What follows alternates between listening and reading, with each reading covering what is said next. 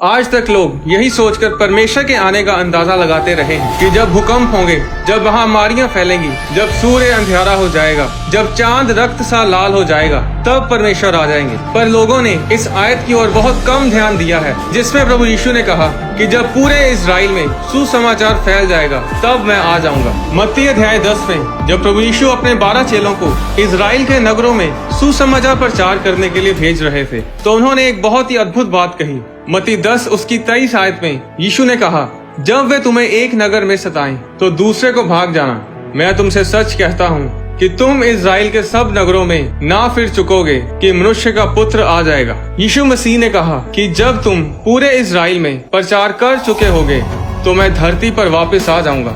अगर आप इजराइल को देखें तो वो बस 424 किलोमीटर उत्तर से दक्षिण तक और 114 किलोमीटर पूरब से पश्चिम तक फैला हुआ है। और 2000 साल पहले पूरे इजराइल में प्रचार करने के लिए इतना समय नहीं लगना था, क्योंकि उस समय इजराइल की जनसंख्या सिर्फ 10 लाख के करीब थी।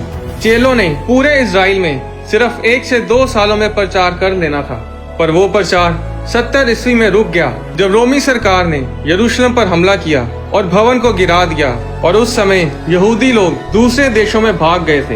यहेजकेल अध्याय 36 उसकी 8 से 11 में लिखा है, परंतु हे इजराइल के पहाड़ों, तुम पर डालियां पनपेंगी और उनके फल मेरी प्रजा इजराइल के लिए लगेंगे, क्योंकि उसका लौट आना निकट है। देखो, मैं तुम्हारे पक्ष में हूँ और तुम्हारी और कृपा दृष्टि करूंगा, और तुम जोते बोए जाओगे, और मैं तुम पर बहुत मनुष्य अर्थात इजराइल के सारे घराने को बसाऊंगा, और नगर फिर बसाए और खंडर फिर बनाए जाएंगे। मैं तुम पर मनुष्यों और पुरुषों दोनों को बहुत बढ़ाऊंगा, और वे बढ़ेंगे और फूले फलेंगे, और मैं तुमको प्राचीन काल के समान बसाऊंगा और पहले से अधिक तुम्हारी भलाई करूंगा। तब तुम जान लोगे कि मैं यहोवा हूँ। यहेजकेल की पुस्तक के पहले भाग में परमेश्वर यहूदी लोगों को बताता है कि इजराइल उजाड़ पड़ा रहेगा जब तक उसमें विदेशी लोग रहेंगे और यहूदी लोग देश से बाहर रहेंगे। और ऐसा ही हुआ। 2000 साल तक इजराइल की जमीन बंजर पड़ी रही, बेरंग, बेढंग और पिछड़ी हुई रही। कोई विकास नहीं हुआ। यहेजकेल की पुस्तक के दूसरे भाग में परमेश्वर इजराइल की जमीन के चिन्हों को बताता है कि यहूदी लोगों के इजराइल में वापस आने पर क्या क्या होगा। मई 14, 1948 को इजराइल स्वतंत्र देश बना और परमेश्वर का वचन पूरा हुआ कि यहूदी लोग अपने देश में राज्य करेंगे। आज तक भारी गिनती में यहूदी लोग अपने देश इजराइल में वापस आ रहे हैं, जहां जमीन पेड़ पौधे और फलों को उपजा रही है, जिस तरह भविष्यद्वक्ता यहेजकेल ने कहा था। आज इजराइल को दुनिया की टेक कैपिटल भी बोला जाता है। सबसे ज्यादा साइंटिस्ट और टेक्नीशियंस इजराइल में हैं। मिलिट्री पावर में भी इजराइल सबसे आगे है, क्योंकि परमेश्वर का वचन, परमेश्वर की आशीषें इजराइल के ऊपर हैं। इजराइल को अपनी प्रार्थनाओं में याद रखें। यशायाह अध्याय 43 उसकी 5 और 6 आयत में लिखा है, मत डर, क्योंकि मैं तेरे साथ हूँ। मैं तेरे वंश को पूरब से लेके आऊंगा और पश्चिम से भी इकट्ठा करूंगा। मैं उत्तर से कहूंगा दे दे, और दक्षिण से कि रोक मत रख। मेरे पुत्रों को दूर से और मेरी पुत्रियों को पृथ्वी के छोर से ले आओ। पिछले 120 सालों में 40 लाख से भी ज्यादा यहूदी लोग इजराइल में वापस आए हैं और भविष्यवाणियां पूरी हो रही हैं। तकरीबन 2000 साल के बाद जब 1948 में यहूदी लोग वापस इजराइल में आए, जब इजराइल फिर से बहाल हुआ और 14 मई 1948 को इजराइल एक स्वतंत्र राज्य बना, तो 2000 सालों में ये पहली बार हुआ कि यहूदी लोगों ने सुसमाचार सुनना शुरू किया। क्योंकि इजराइल में वापस आने पर भी यहूदी लोग सुसमाचार सुनने को तैयार नहीं थे, क्योंकि 1941 और 1945 के बीच यूरोप और जर्मनी के लोगों ने करीब 60 लाख यहूदी लोगों को घात किया, और इसलिए यहूदी लोग क्रिश्चियन लोगों को इसके जिम्मेदार ठहराते थे और सुसमाचार सुनते ही नहीं थे। पर कुछ साल पहले बहुत ही आश्चर्य करने वाली बात हुई। यहूदी लोगों ने अपने दिलों को खोलकर यीशु मसीह के सुसमाचार को सुनना शुरू किया, क्योंकि उन्होंने देखा कि असली क्रिश्चियंस उन्हें प्यार करते हैं। असली क्रिश्चियंस उन लोगों में से नहीं थे जिन्होंने यहूदियों को घात किया था।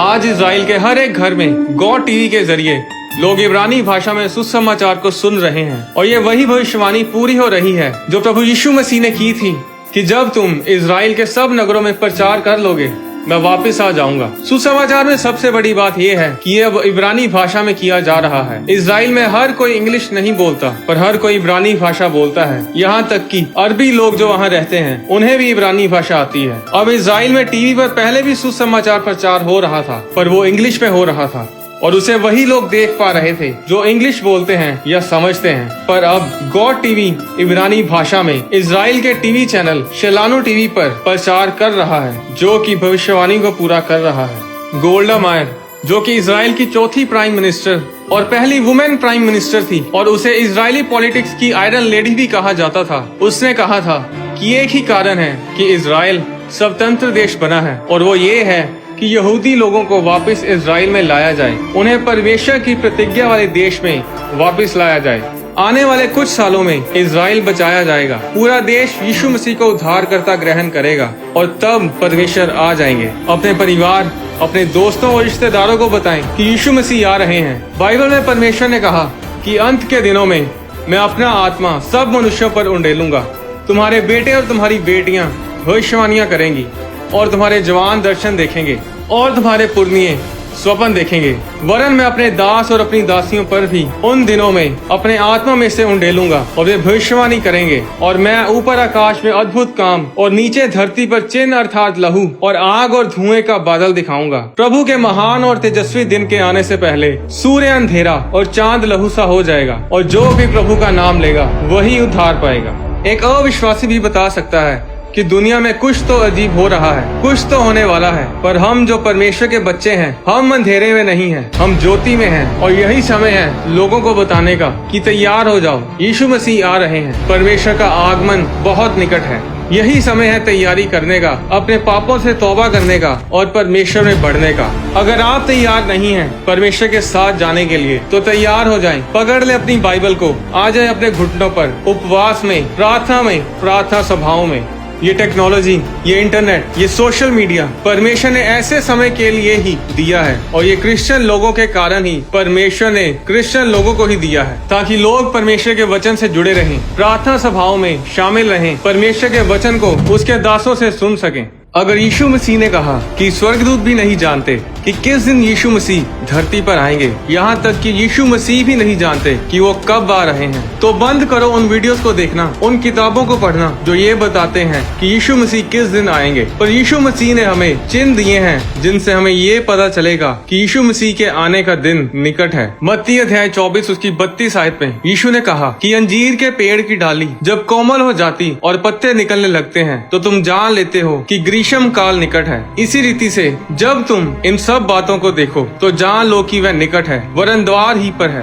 पास्टर बेनिहिन, जो कि एक बहुत अभिषिक्त परमेश्वर के दास हैं, उन्होंने एक वीडियो में ये दावा किया है कि हो सकता है कि प्रभु यीशु मसीह 2048 से पहले ही अपनी कलीसिया को लेने आए। पास्टर बेनिहिन ने कहा कि मैं उस घड़ी, उस दिन के बारे में नहीं बता रहा, क्योंकि उस दिन और उस घड़ी के बारे कोई नहीं जानता। बाइबल में चेले भी इसी बात को लेकर बहुत उत्साहित रहते थे और प्रभु यीशु से उस दिन के बारे में पूछते थे, पर प्रभु यीशु ने कहा कि उस दिन, उस घड़ी के बारे परमेश्वर पिता के अलावा कोई नहीं जानता। 1 थिस्सलुनीकियों अध्याय 5 उसकी 2 में लिखा है कि जैसे रात को चोर आता है वैसे ही प्रभु का दिन आने वाला है, जब लोग कहते होंगे कुशल है और कुछ भय नहीं, तो उन पर एकाएक विनाश आ पड़ेगा, जिस तरह गर्भवती पर पीड़ा, और वे किसी रीति से ना बचेंगे। पर हे भाइयों, तुम तो अंधकार में नहीं हो कि वह दिन तुम पर चोर के समान आ पड़े, क्योंकि तुम सब ज्योति की संतान और दिन की संतान हो।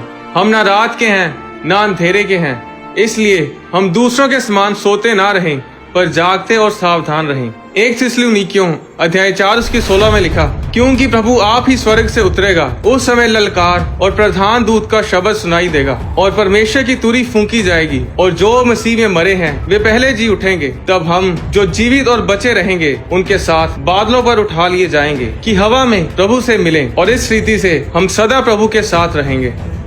हम नहीं जानते कि दुनिया का अंत किस दिन होगा या फिर प्रभु यीशु मसीह दोबारा कब आएंगे, सिर्फ परमेश्वर पिता जानते हैं। पर प्रभु यीशु मसीह ने हमें ऐसे चिन्हों और समयों के बारे में बताया है जब प्रभु यीशु मसीह बड़ी सामर्थ और महिमा के साथ बादलों में आते दिखेंगे। मायने ये करता है कि हम तैयार हैं या नहीं। अगर परमेश्वर कल आ जाए, 1 साल बाद आ जाए या फिर 20 साल बाद आ जाए, तो क्या हम यहीं धरती पर रहना चाहेंगे या फिर परमेश्वर के साथ स्वर्ग में जाना चाहेंगे? या फिर अगर हम उस दिन को देखने तक जीवित ना भी रहें, तो क्या हम मरने के बाद स्वर्ग में जाना चाहते हैं या फिर नर्क में, जहाँ रोना और दांतों का पीसना है? चाहे जो भी हो, हम परमेश्वर के साथ तभी उठा लिए जाएंगे अगर हम परमेश्वर के साथ वफादार हैं। मरने के बाद हम स्वर्ग में तभी जाएंगे अगर हम वफादार हैं, अगर हम प्रभु यीशु मसीह को अपना उद्धारकर्ता ग्रहण किए हुए हैं। आने वाली वीडियोस में मैं आपको बताऊंगा कि दानियल यरूशलेम की ओर ही खिड़की खोलकर प्रार्थना क्यों करता था। क्यों जब हम आत्मिक चर्चेस में प्रार्थना करते हैं तो उसका उत्तर हमें जल्दी मिलता है। क्यों जब हम आत्मिक चर्च में जाते हैं तो हमें अलग सी शांति महसूस होती है। जब याकूब ने स्वप्न देखा था कि एक सीढ़ी पृथ्वी पर खड़ी है और उसका सिरा स्वर्ग तक पहुंचा है और परमेश्वर के दूत उस पर से चढ़ते उतरते हैं, वो स्वर्गदूत ऊपर नीचे क्यों आ जा रहे थे? क्यों इजराइल इतना आशीषित है? यहूदी लोगों का भविष्यवाणियों के साथ क्या लेना देना है? परमेश्वर ने इजराइल को इतना ऊंचा, इतना आशीषित क्यों किया है? इतना छोटा देश होने के बावजूद भी क्यों इजराइल मिलिट्री पावर में सबसे आगे है? बाइबल से जुड़ी और भी वीडियोस को देखने के लिए होली स्पिरिट प्रोडक्शंस चैनल को सब्सक्राइब करें। परमेश्वर आपको आशीष दे।